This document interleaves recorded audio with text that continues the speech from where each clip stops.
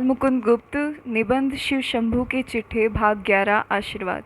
तीसरे पहर का समय था। दिन जल्दी जल्दी ढल रहा था और सामने से संध्या फुर्ती के साथ पांव बढ़ाए चली आती थी। शर्मा महाराज बूटी की धुन में लगे हुए थे। सिलबट्टे से भंग रगड़ी जा ही रही थी। मिर्च मसाला साफ हो रहा था। बादाम इलायची के छिलके उतारे जाते थे। नागपुरी नारंगियां छील कर रस निकाला जाता था। इतने में देखा कि बादल उमड़ रहे हैं, चीलें नीचे उतर रही हैं। तबीयत भुरभुरा उठी। इधर भंग उधर घटा, बाहर में बाहर। इतने में वायु का वेग बढ़ा, चीलें अदृश्य हुई, अंधेरा छाया, बूंदें गिरने लगी, साथ ही तड़तड़ धड़धड़ होने लगी। देखा ओले गिर रहे हैं। ओले थमे, कुछ वर्षा हुई। बूटी तैयार हुई। बम भोला करके शर्मा जी ने एक लोटा भर चढ़ाई। ठीक उसी समय लाल डिग्गी पर बड़े लाल लाट मिंटो ने बंगदेश के भूतपूर्व छोटे लाट अडबन की मूर्ति खोली। ठीक एक ही समय कलकत्ते में यह दो आवश्यक काम हुए। भेद इतना ही था कि शिवशंभू शर्मा के बरामदे की छत पर बूंदें गिरती थी और लॉर्ड मिंटो के सर या छाते पर। भंग छानकर महाराज जी ने खटिया पर लंबी तानी। कुछ काल सुषुप्ति के आनंद में निमग्न रहे। अचानक धड़धड़ तड़तड़ के शब्द कानों में प्रवेश किया। आंखें मलते उठे। वायु के झोंकों से किवाड़ पुरजे पुरजे हुआ चाहते थे। बरामदे के टीनों पर तड़तड़ के साथ ठना का भी होता था। एक दरवाजे के किवाड़ खोलकर बाहर की ओर झांका तो हवा के झोंके ने 10-20 बूंदों और 2-4 आलों से शर्मा जी के श्रीमुख का अभिषेक किया। कमरे के भीतर भी ओलों की एक बौछार पहुंची। फुर्ती से किवाड़ बंद किया, तदापि एक शीशा चूर हुआ। समझ में आ गया कि ओलों की बौछार चल रही। इतने में ठन ठन करके 10 बजे शर्मा जी फिर चारपाई पर लंबायमान हुए। कान टीन और ओलों के सम्मिलित की ठनाठन का मधुर शब्द सुनने लगे। आंखें बंद, हाथ पांव सुख में, पर विचार के घोड़ों को विश्राम न था। वह ओलों की चोट से बाजुओं को बचाता हुआ परिंदों की तरह इधर उधर उड़ रहा था। गुलाबी नशे में विचारों का तार बंधा कि बड़े लाट फुर्ती से अपनी कोठी में घुस आए होंगे और दूसरे अमीर भी अपने अपने घरों में चले गए होंगे। पर वह चीलें कहाँ गई होंगी? ओलों से उनके बाजू कैसे बचे होंगे? जो पक्षी इस समय अपने अंडे बच्चों समेत पेड़ों पर पत्तों की आड़ में हैं या घोंसलों में छिपे हैं, उन पर क्या गुजरी होगी?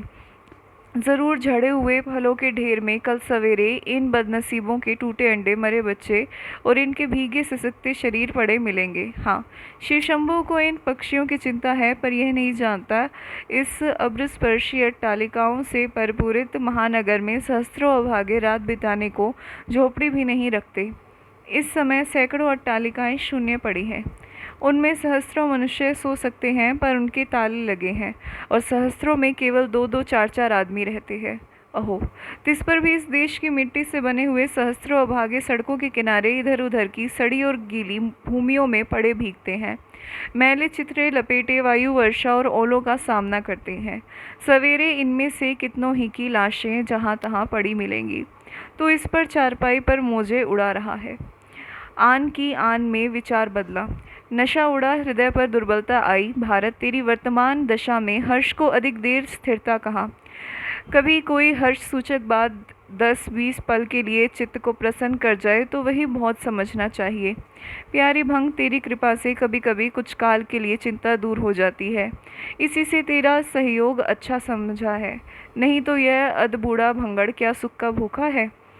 घावों से चूर जैसे नींद में पड़कर अपने कष्ट भूल जाता है अथवा स्वप्न में अपने को स्वस्थ देखता है। तुझे पीकर शिवशंभू भी उसी प्रकार कभी कभी अपने कष्टों को भूल जाता है। चिंता स्रोत दूसरी ओर फिरा। विचार आया कि काल अनंत है। जो बात इस समय है वह सदा न रहेगी। इससे एक समय अच्छा भी आ सकता है। जो बात आज 8-8 आंसू रुलाती है, वही किसी दिन बड़े आनंद उत्पन्न कर सकती है। एक दिन ऐसे ही काली रात थी, इससे भी घोर अंधेरी, भादो कृष्णा अष्टमी की अर्धरात्रि। चारों ओर घोर अंधकार, वर्षा होती थी, बिजली कौंधती थी, घन गरजते थे। यमुना उत्ताल तरंगों में बह रही थी। ऐसे समय में एक दृढ़ पुरुष ने एक सद्यजात शिशु को गोद में लिए मथुरा के कारागार से निकल रहा था। शिशु की माता शिशु के उत्पन्न होने के हर्ष को भूलकर दुख से विह्वल होकर चुपके चुपके आंसू गिराती थी। वो कार कर रो भी नहीं सकती थी। बालक उसने उस पुरुष को अर्पण किया और कलेजे पर हाथ रखकर बैठ गई। सुध आने के समय से उसने कारागार में ही आयु बिताई है। उसने कितने ही बालक वहीं उत्पन्न हुए और वहीं उसकी आंखों के सामने मारे गए। यह अंतिम बालक है। कड़ा कारागार, विकट पहरा, पर इस बालक को वह किसी प्रकार बचाना चाहती है। इसी से उस बालक को उसने पिता की गोद में दिया है कि वह उसे किसी निरापद स्थान में पहुंचा आवे। वह और कोई नहीं है, यदुवंशी महाराज वसुदेव थे और नवजात शिशु कृष्ण। उसी को उस कठिन दशा में, उस भयानक काली रात में वह गोकुल पहुंचा जाते हैं। कैसा कठिन समय था, पर दृढ़ता सब विपदों को जीत लेती है, सब कठिनाइयों को सुगम कर देती है। वसुदेव सब कष्टों को सहकर यमुना पार करके भीगते हुए उस बालक को गोकुल पहुंचाकर उसी रात कारागार में लौट आए। वही बालक आगे कृष्ण हुआ, ब्रज का प्यारा हुआ, माँ बाप की आंखों का तारा हुआ, यदुकुल मुकुट हुआ, उस समय की राजनीति का अधिष्ठा हुआ। जिधर वह हुआ उधर विजय हुई, जिसके विरुद्ध हुआ उसकी पराजय हुई। वह हिंदुओं का सर्वप्रधान अवतार हुआ और शिव शंभु शर्मा का इष्ट देव, स्वामी और सर्वस्व। वह कारागार भारत संतान के लिए तीर्थ हुआ, वहीं की धूल मस्तक पर चढ़ाने की योग्य हुई।